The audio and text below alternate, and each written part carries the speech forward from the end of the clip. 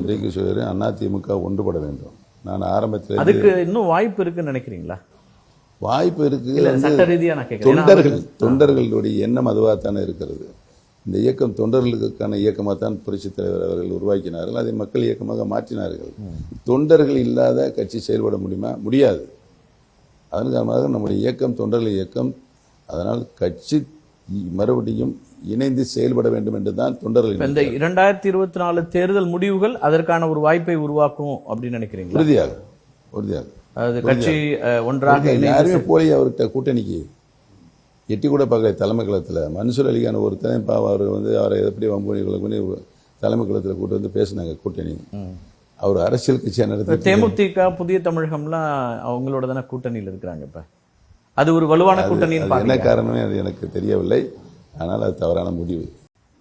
அது ஒரு வலுவான கூட்டணின்னு நீங்க பார்க்கல? ஐயோ, சுத்தத்துக்கு அது வலுவிழந்த கூட்டணி, வலுவிழந்த கட்சியாக இருந்து கொண்டு அந்த கூட்டணி அமைத்திருக்கிறது.